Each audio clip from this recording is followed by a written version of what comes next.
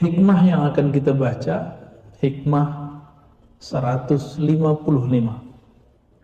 Hazzun nafsi. Jadi Ibnu Athaillah mengatakan hazzun nafsi fil ma'siyati zahirun jali.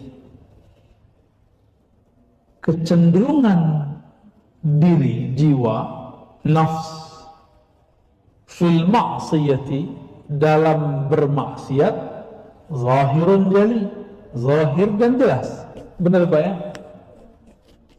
Bapak kan sudah seumur ayahnya dia nih. Tapi kalau ketemu gadis cantik, tertarik gak Pak bapaknya? Matanya doang. Bener Pak ya? Sama kita Pak. Sama kita. Normal. Zahirun jali. Zahir dan jelas. Sama Bapak, ibu-ibu juga begitu. Kalau ngeliat yang masih cakep gitu, muda, itu matanya tertarik Pak, dan itu normal secara manusiawi. Zahirun jali, zahir dan jelas. Nah, apalagi kalau ngeliat duit, matanya, kalau duitnya yang warnanya merah itu duit berapa tuh Pak? 100, matanya langsung merah ya, mata langsung hijau. Benar. Sama ya, saya juga begitu Pak, sama. Mau ustadz nggak ustadz sama. Bedanya ada orang yang di kolbunya tidak ada cinta dunia, dia hanya tertarik kepada uang itu ketika dia butuh untuk keperluan duniawi aja. Di luar itu udah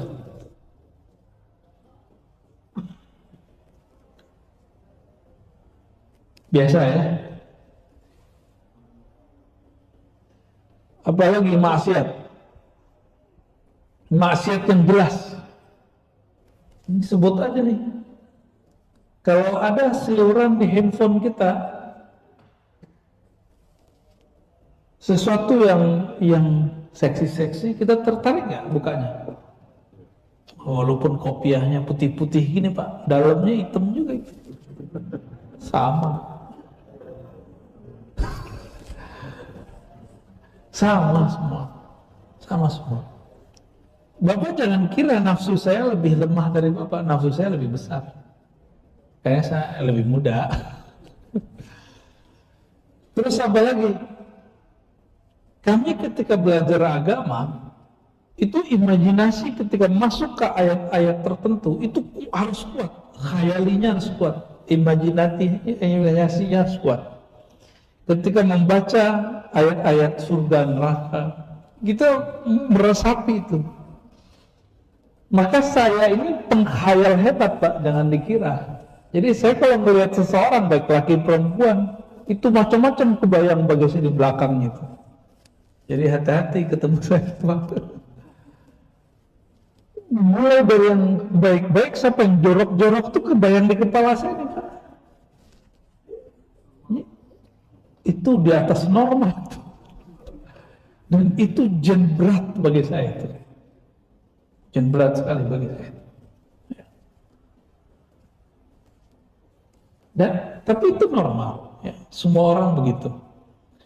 Maka jangan dikira orang berkopiah, bergamis, bersarung ini aman dari syahwat. Justru jelas kecenderungannya. Nggak lihat, pura-pura lihat. Ya. Maka kita jujur saja ke dalam diri. Ya Allah, aku ini pemaksiat.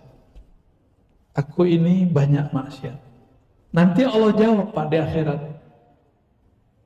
Allah nanya, hadis sahih ini, ada di Sahih Bukhari, Kitabut Tauhid. Wahai hambaku, kamu kan yang dulu dosa ini. Jawab aja Pak, kalau sudah biasa istighfar dari sekarang, nanti kita ngaku di sana. Iya ya Allah, lidahnya ikut ngaku. Tapi kalau sekarang sudah biasa menolak, enggak, saya nggak maksiat kok. Nanti di sana kita bohong, lidah kita bilang tidak, tapi tangannya bilang iya. Tangannya ngomong Pak, ya. Matanya ngomong, iya kok kamu bohong wahai lidah. Itu gunanya istighfar setiap hari. Supaya apa? Supaya nanti kita bisa jujur di hadapan Allah. Suka orang jujur. Sekarang kita seneng gak anak kita salah terus jujur? Seneng gak? Seneng. Kalau dia udah salah dia gak jujur, mau kita gampar deh Pak. Ya. Allah nanti nanya, kamu dulu melakukan ini, jam sekian kamu dulu maksiat begini, dulu tahun sekian kamu begini-begini. Semua Allah katakan. Kita cukup mengatakan, betul ya Allah, betul ya Allah, na'am ya Rabb, na'am ya Rabb. Apa kata Allah? Al-yawm ghafartu lak. Karena kamu jujur, kamu ngaku. Dulu kamu sudah ngaku di dunia, sekarang kamu pasti juga ngaku di akhirat. Ghafartu lak. Aku ampunkan bagimu. Hadis Sahih Bukhari. Maka mulai-mulai Pak, taubat. Taubat itu harus ada penyesalan. Nyesal itu ngaku, ya Allah, saya begini, saya begitu. Udah begitu Pak, tiap hari. Dosa mata, dosa telinga, dosa lisan, dosa otak yang jorok, dosa nafsu yang bergejolak, semuanya. Kadukan kepada Allah, nggak usah kadukan ke orang, nggak usah ceritakan ke orang. Ya. Dan nggak usah putus asa. Ada pendosa, ada yang lebih banyak lagi dosanya dari kita. Jadi belum telat. Orang yang udah banyak masalah balik, masih kita nggak balik. Kira-kira begitu ya. Ustadz saya hina. Iya, nggak ada orang nggak hina. Semua kita hina. Bahkan kita terbuat dari yang hina. Ya. Namun ada satu hal yang bahaya. Kalau maksiat orang biasa Pak ngaku. Sekarang ada yang tersembunyi di dalam taat. Wa hazzuha fi ta'ati batinun khafi. Tetapi kecenderungan jiwa, kecenderungan nafsu diri dalam taat tidak terlihat. Batin tidak terlihat, khafi, tersembunyi. Nggak kelihatan. Pakai baju Ustaz. Ya, saya kan dulu senang Pak ngeliat tanah kosong. Sekarang saya lepas semua.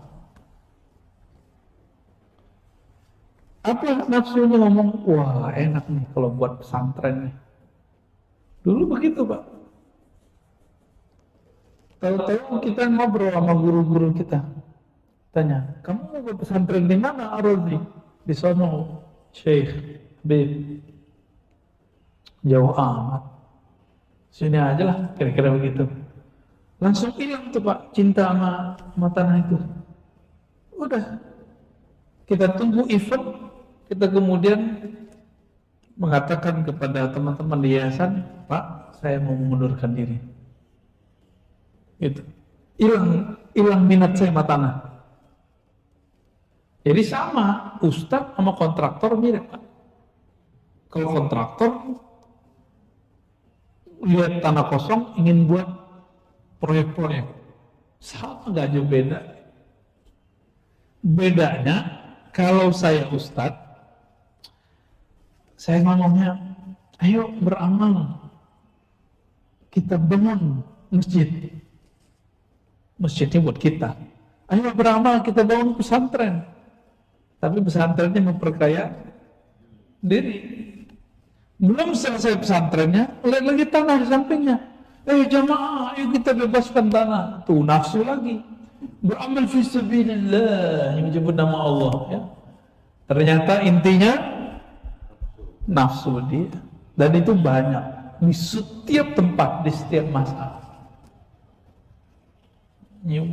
Apalagi nyebut-nyebut nama Allah, aduh memalukan itu ya. Kalau mau besarin pesantren, besarin aja sendiri. Benerin dulu kalbunya. Benar nggak berjuang untuk Allah atau ingin nafsunya ingin dibesarkan? Kalau pakai nafsu, ada selesai-selesainya nggak? Nggak selesai. Maka coba Pak, kalau sesekali jalan ke pesantren-pesantren, ya, Udah luas nih pesantrennya, masih pengen diperluas, itu udah pakai nafsu udah.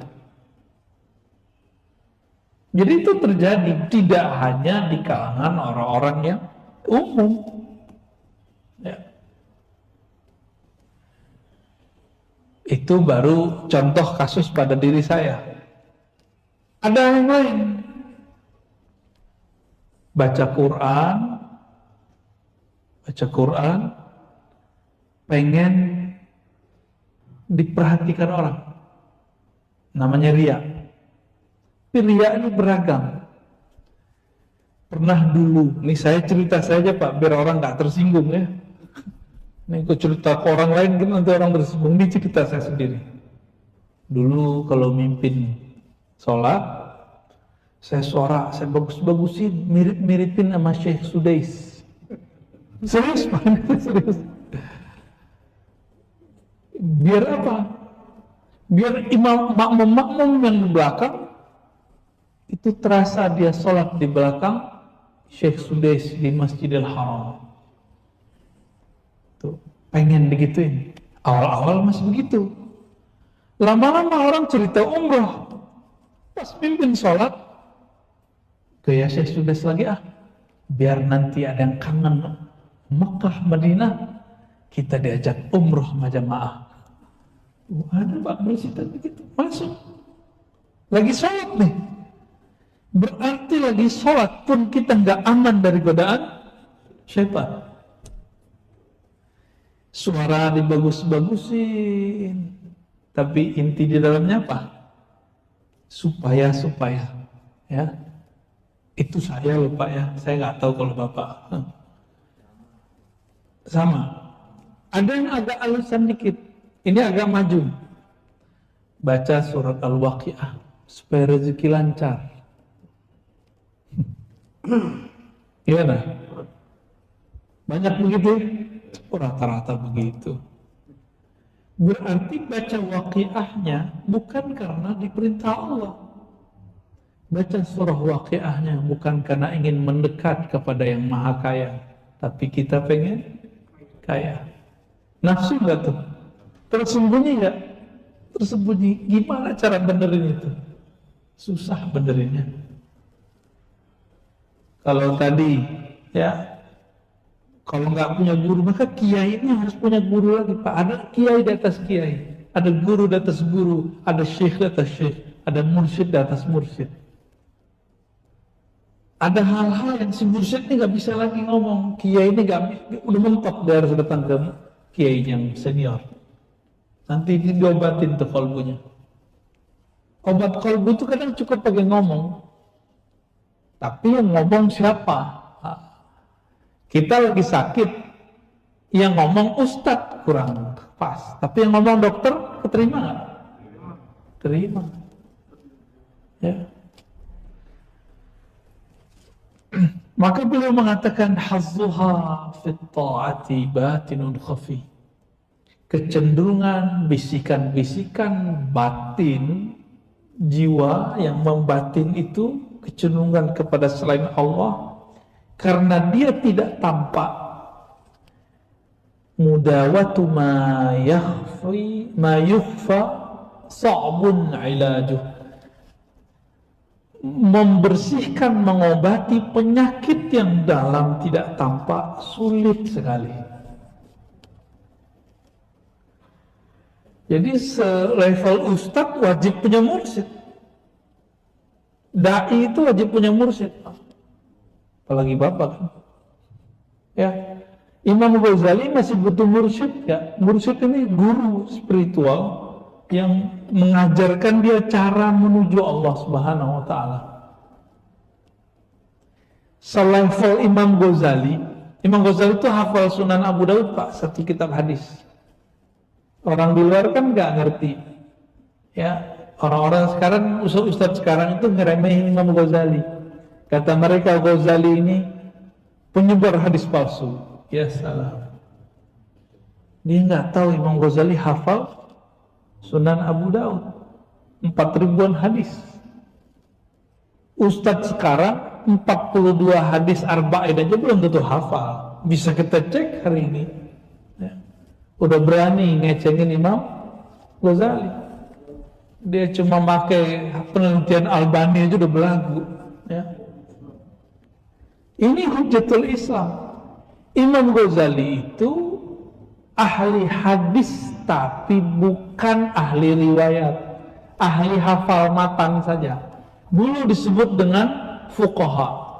Jadi ahli hadis metode ahli fikih, hafal cuma teksnya, tapi tidak hafal sumber-sumbernya.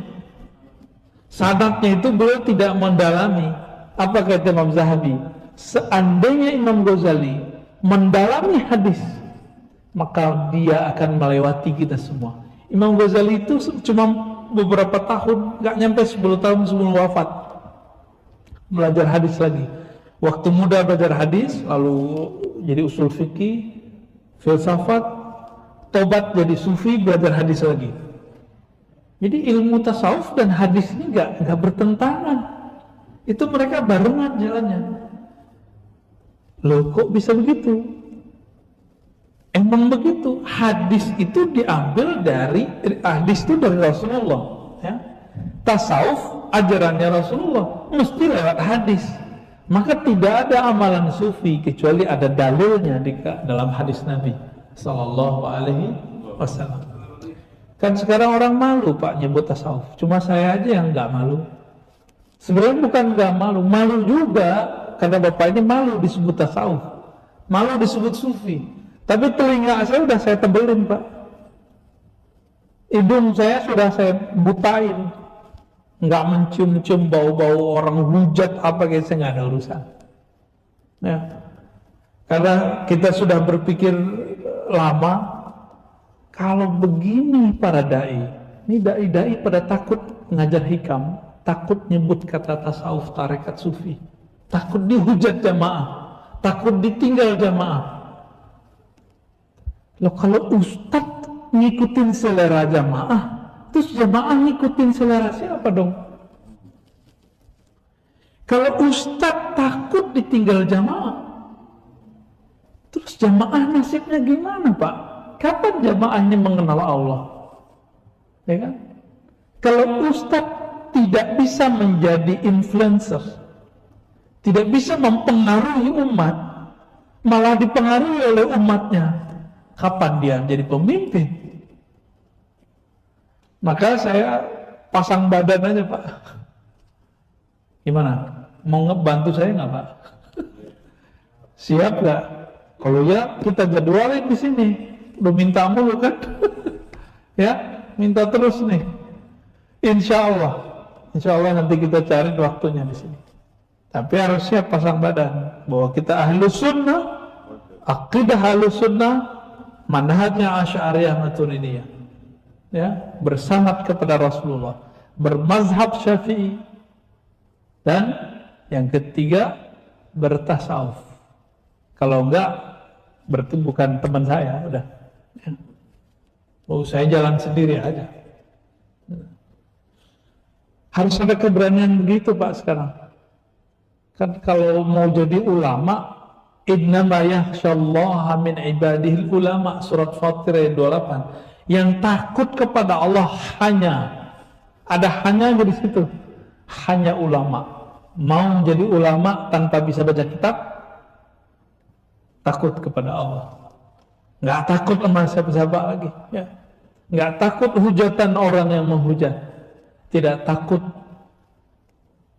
bully orang yang membuli. Ini dibully dikit mukanya udah langsung panas, ya. Dibully dikit di masjid, ngurus masjid emosi. Biasa aja Pak pengurus. Ya, biasa aja kita. Santai aja Pak, santuy kata hari ini.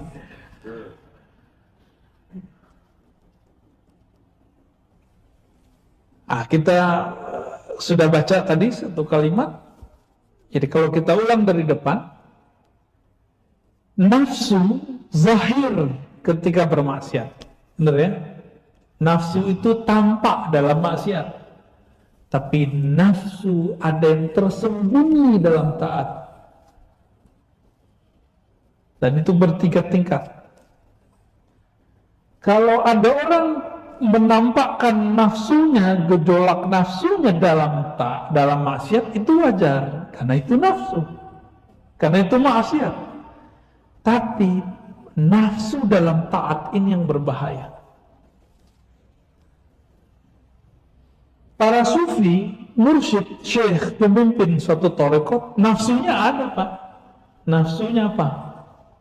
Punya jamaah, punya pengikut, pemimpin majelis, pemimpin kelompok. Itu hijabnya dia, penghalang dia sampai kepada Allah itu jamaahnya sendiri. Ini kita kasih tahu ya. Maksud saya apa? Ilmu kan luas. Suatu tarekat ini kan cuma satu metode. Mungkinkah dia menemukan metode zikir yang lebih canggih dari metode zikir yang dia pelajari dulu? Mungkin nggak? Mungkin. Berani nggak dia meninggalkan yang lama, mengambil yang baru? Dia berguru lagi. Ini kebanyakan orang kalau ada jadi mursyid nggak mau berguru. Kalau jadi ustadz udah nggak mau hadir di majelis. Maunya didengerin terus, nggak mau dengerin orang. Bener. Jadi penyakit kami para dai, para guru, menceramai orang suka, tapi gak suka diceramain orang. Maka kadang beberapa guru-guru itu, beberapa wali-wali malah di zaman sahabat seperti Umar. Umar ini kan didengar terus, tapi di rumah dia nggak bisa ngomong, Pak. Istri yang ceramain terus. Gurunya para wali kali ya, nyeramahin wali itu istrinya ya. Bisa begitu? Iya bisa begitu. Maka di Quran surat At-Taghabun dikatakan, wahai orang beriman, ya ayyuhallazina amanu inna min azwajikum wa auladikum aduwwan lakum fahdharuhum. Ya. Wahai orang beriman, sesungguhnya sebagian dari pasanganmu itu dan anak-anakmu itu jadi adu. Apa arti adu? Musuh. Musuh bukan untuk ditonjok di situ. Musuh di situ yang bikin kita konflik. Benar nggak Bapak konflik? Yang sudah nikah di atas 30 tahun, Bapak udah 30 tahun. Udah. Masih konflik nggak sama istri Pak? Masih. Biasa itu Pak. Ya, semoga jadi wali Allah Pak ya. Amin.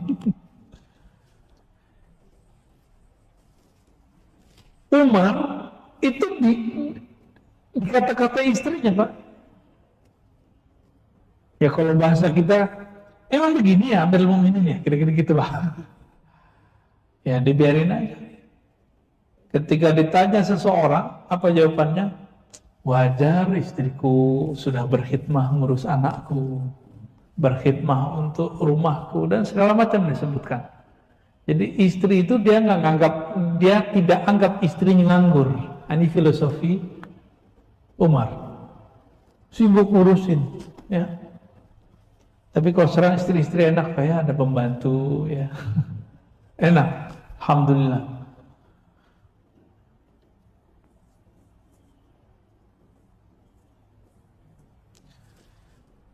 Meninggalkan hasrat dalam maksiat mudah, tapi meninggalkan hasrat dalam taat itu susah. Bapak sholat, nafsu banget saf pertama nih. Pakai nafsu enggak? Pakai nafsu Pak, sebagian saya lihat, ini mohon maaf ya, bukan jadi juri. Energi kolbu itu kan terasa sama kita.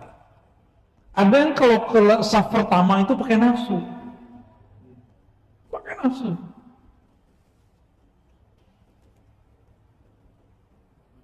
Ingin mendapatkan pahala besar.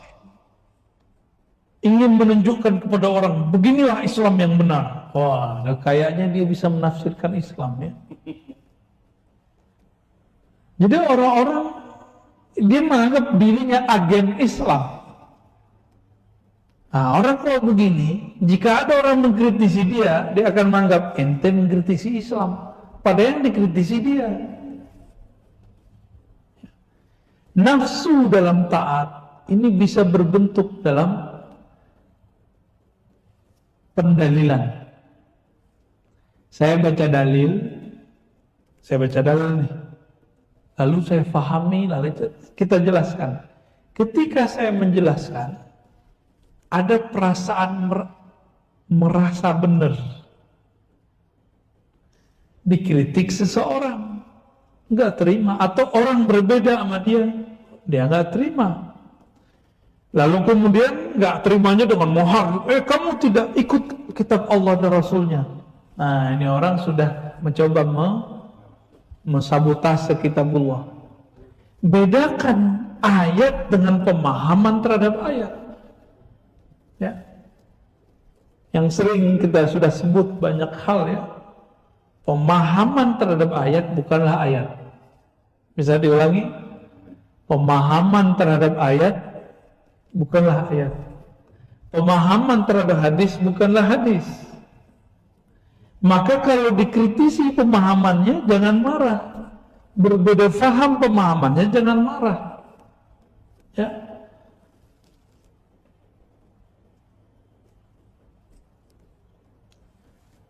Merasa paling benar.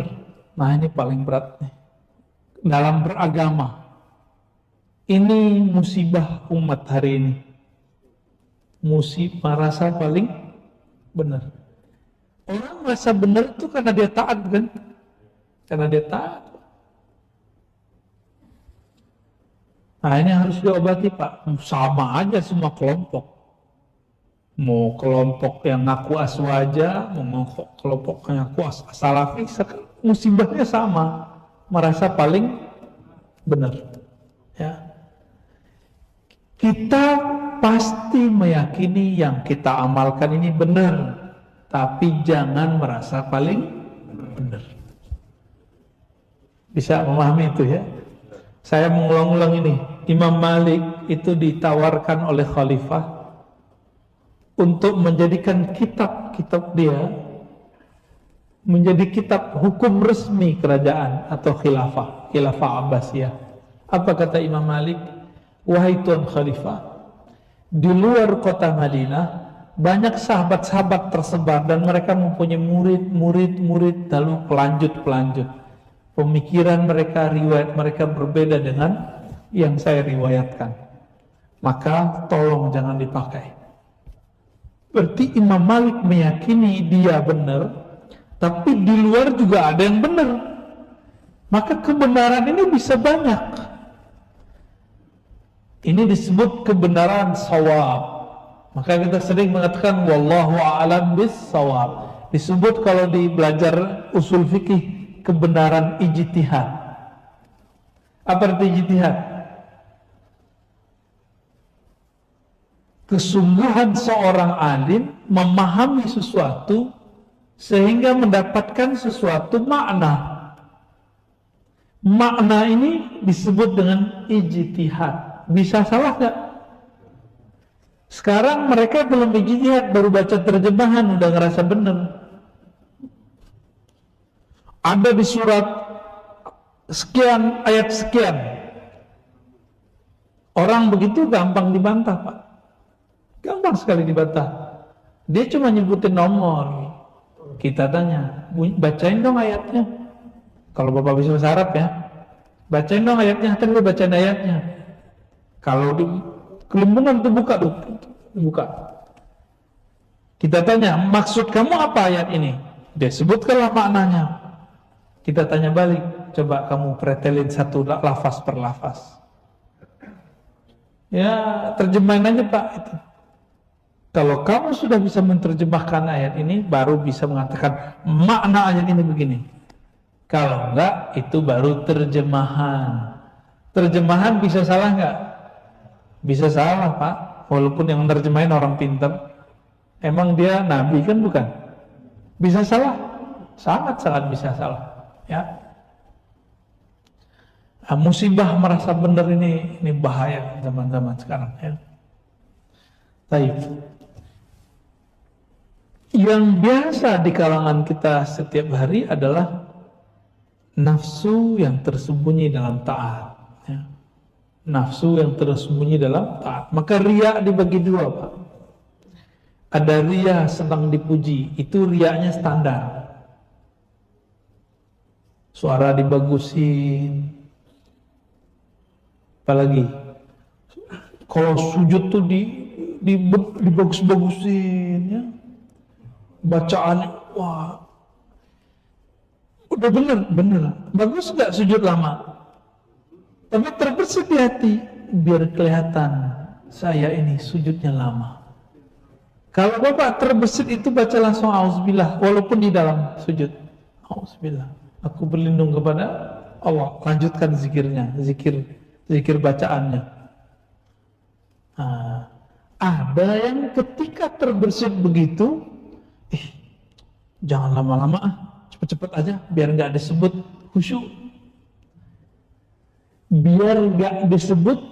khusyuk, berarti orang ini terjebak kepada riya yang kedua. Apa riya yang kedua? Takut dicaci. Takut apa? Dicaci. Ini yang paling berat, Pak. Seseorang nanya ke saya, "Tat, ente kenapa ngajar risalah Kusyairiyah? Kenapa ngajar hikam? Kenapa ngajar tasawuf? Kak takut dihujat salafi?" Ada yang nanya gitu ke saya, Pak. Ustadz juga, kiai juga.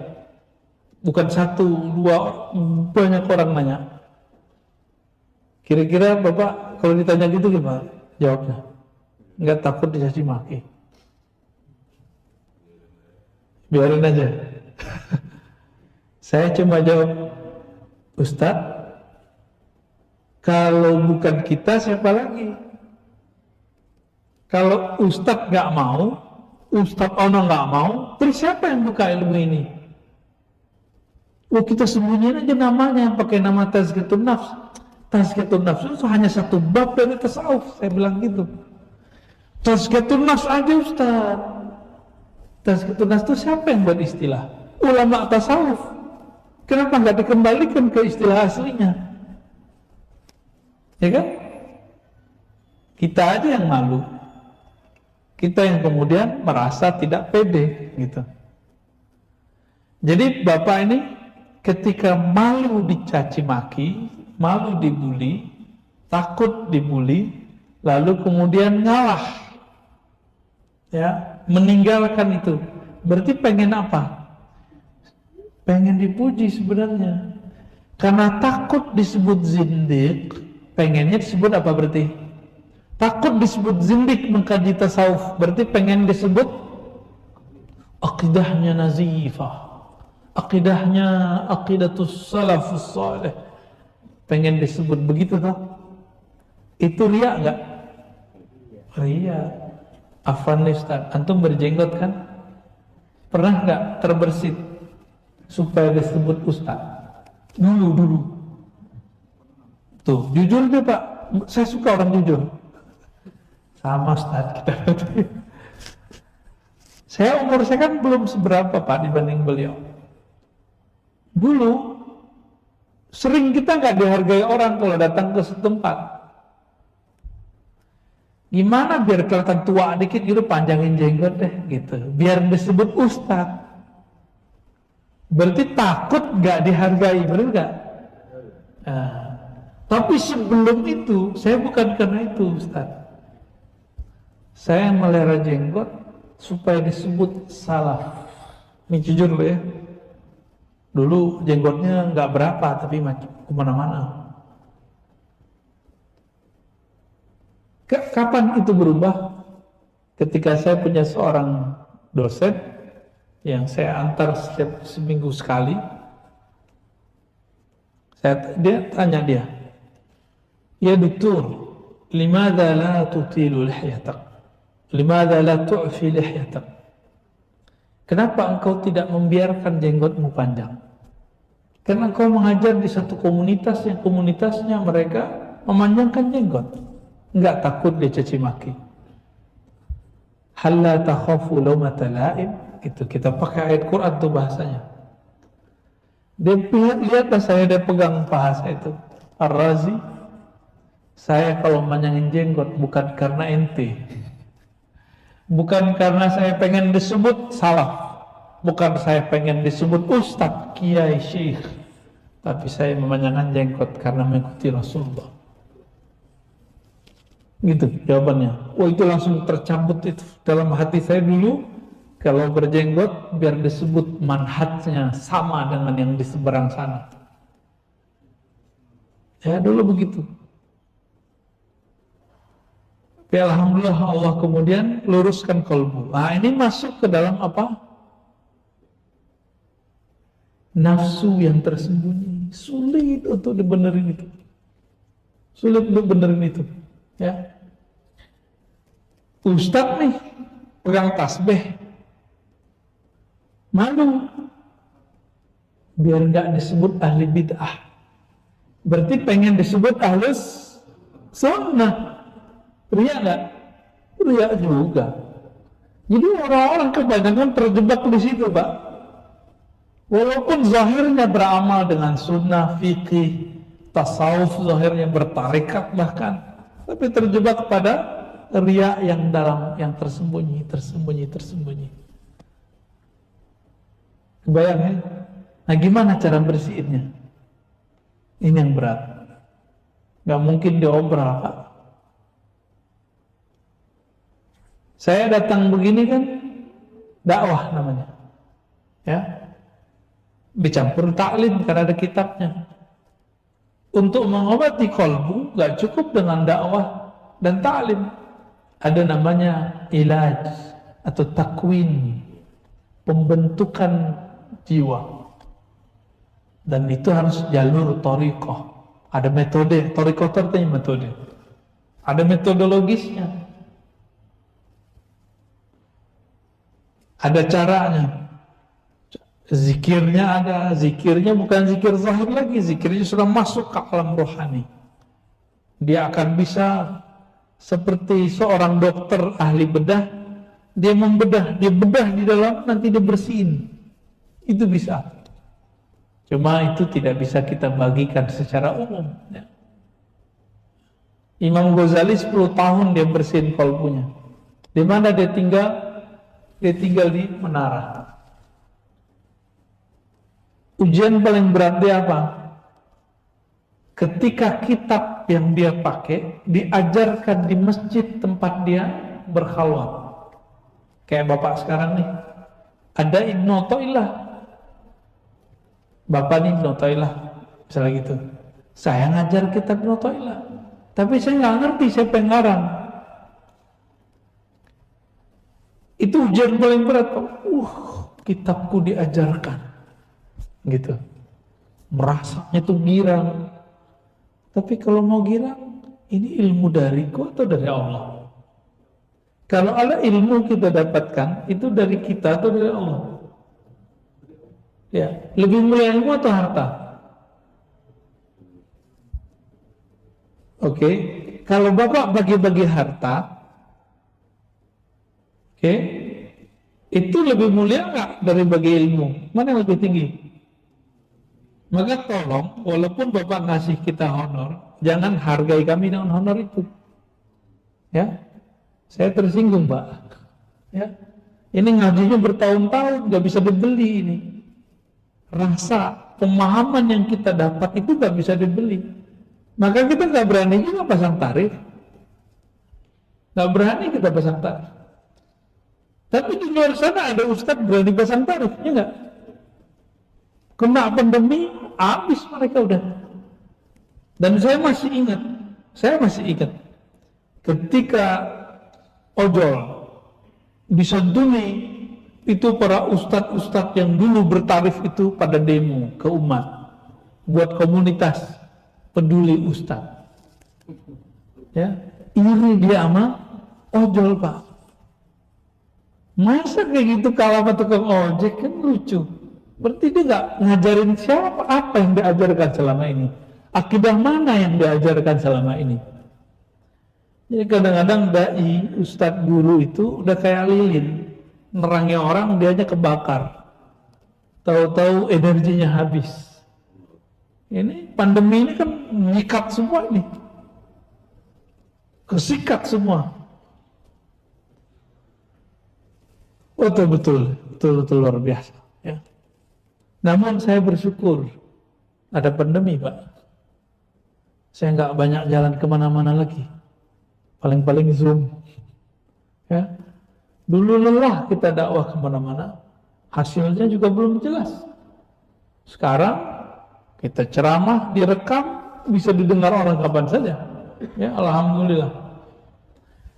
Nah, Bapak Saudara makan Allah, nafsu yang tersembunyi ini tadi riya ya. Sekarang ada namanya sum'ah. Sum'ah ini pengen memamerkan. Kalau zaman dulu memamerkan cuma satu model, lewat fisik, lisankah, penampilankah. Contohnya nih, bapaknya tadi tahajud gak? Terus siang-siang lagi ta'lim ngantuk-ngantuk. Ya nih, afwan Ustaz ya, afu Ustaz. Aneh malam tadi bangun jam 3 Ustaz. Tahajud. Keluar deh sum'ah. Tapi sebenarnya salah nggak dia ngomong gitu? Nggak salah. Cuma di hatinya dia pengen ngasih tahu bahwa saya tahajud loh malam tadi. Enggak. Itu setan gampang sekali. Setan tuh narik-narik begitu, Pak. Ada seorang murid datang kepada Imam Salafus Saleh, Imam Abu Yazid Al-Bustami. Saya pernah cerita itu. Ya. Apa kata beliau? Ya Sidi Syekh Bayazid, sumtu 20 sana. Aku telah puasa 20 tahun. Kata si orang ini ulama, ini Pak, ulama hebat. Apa kata Abu Yazid? La aftarta. Engkau baru saja berbuka. Berbuka dengan apa? Puasa itu kan menahan. Apa yang ditahan bukan hanya lapar dan haus, tapi menahan yang tadi itu. Nah, Bapak ini diam-diam di rumah bisa melakukan puasa itu. Berarti dari kita buka dikit tarikotnya, Pak. Puasanya sudah sampai ke puasa apa? Puasa jiwa. Jiwa ini bergejolak terus, pengen tampil. Ya, ini bangun masjid nih. Pendirinya atau pengurus awalnya yang berjasa ngurus notaris, sekarang Bapak nggak dengerin dia, nanti dia akan ngomong ke orang lain. Tahu nggak ente? Itu kalau nggak ada saya nggak jadi di masjid, batal. Pahala yang selama ini dia kumpulkan batal, Pak. Harus segera tobat tuh supaya Allah kembalikan. Ada nggak orang ngomong begitu? Banyak, bukan ada lagi, Pak. Di setiap pembangunan masjid kita menyaksikan dan mendengar itu. Rihlah saya kan kampus masjid, pesantren, kampus masjid, pesantren. Pesantren juga gitu. Yayasan orang-orang yayasan tuh ngomong gitu, kalau bukan karena saya si kiai itu nggak jadi orang, ya salah. Ya. Begitu mereka. Kita ketemu orang-orang selebritas, sama. Itu si artis tuh kalau bukan saya yang majuin dia nggak terkenal. Ternyata di semua lini ada terjadi begitu. Guru, nah guru agama yang paling berat. Ada muridnya terkenal, baca Qurannya bagus, taklimnya luar biasa. Apa kata si guru? Kalau bukan saya yang ngajar dia nggak jadi orang. Tuh. Itu setan girannya bukan main. Berapa lama itu?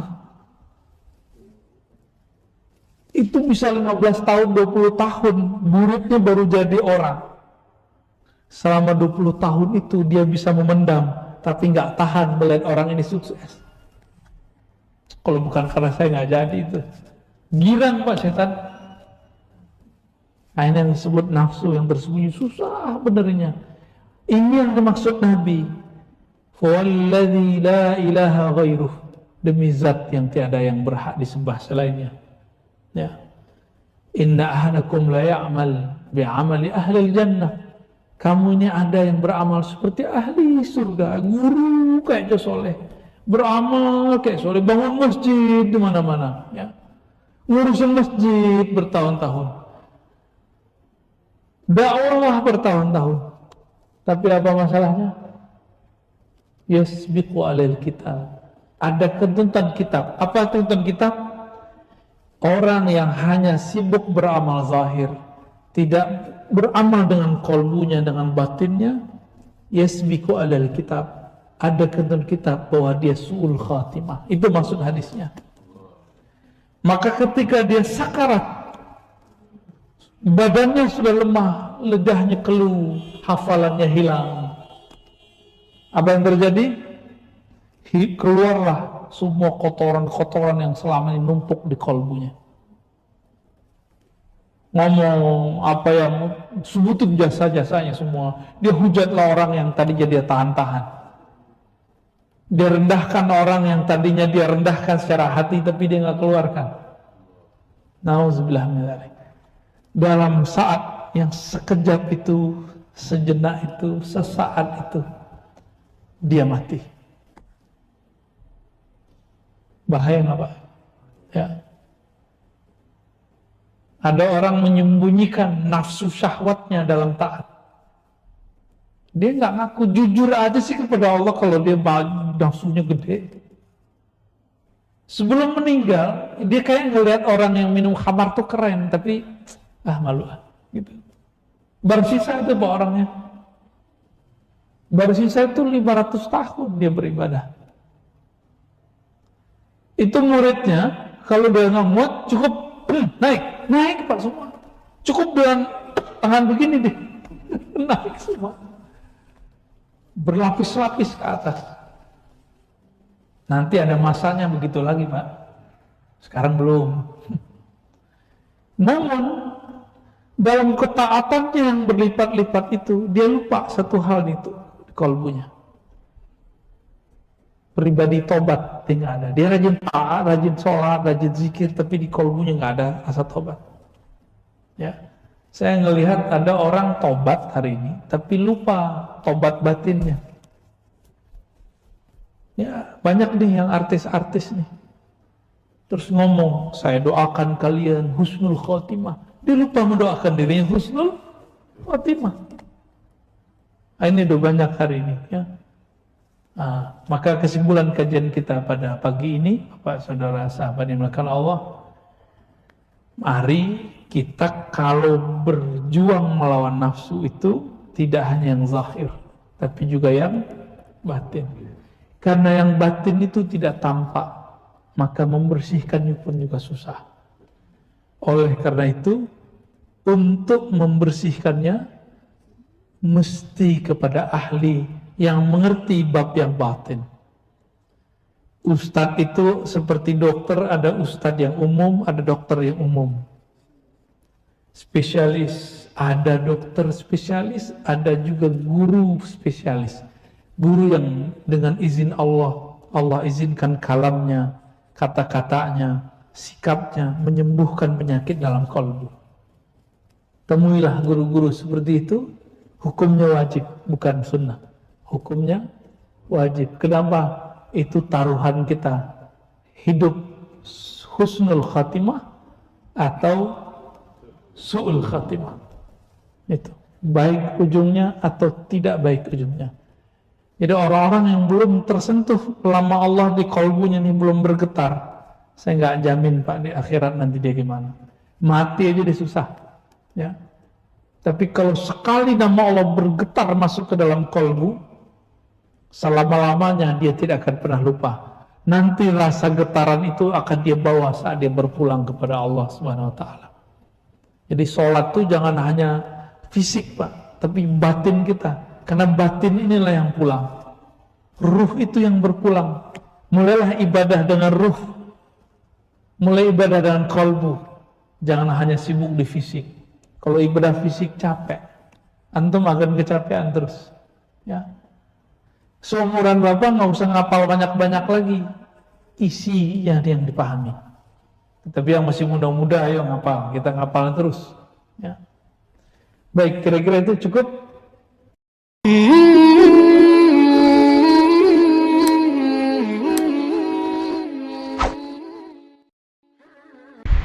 Assalamualaikum warahmatullahi wabarakatuh. Selamat datang di channel Ngaji Santri, tempat di mana kita bersama-sama untuk memperdalam ilmu agama dan menguatkan iman. Semoga sahabat semua selalu senantiasa dalam lindungannya, diberikan kesehatan, dilancarkan rezekinya, dan dikabulkan segala hajat-hajatnya. Amin amin ya rabbal alamin. Pada video ini kami akan berbagi ceramah dari guru kita, yaitu Kiai Haji Muhammad Baqir. Semoga kita dapat mengambil hikmah dan pelajaran dari video ini. Dan jangan lupa untuk like, share, komen, dan subscribe agar tidak ketinggalan video-video selanjutnya dari kami. Mari kita bersama-sama meniti jalan yang diridhoi oleh Allah Subhanahu wa Ta'ala dan selalu mengingatkan dalam kebaikan.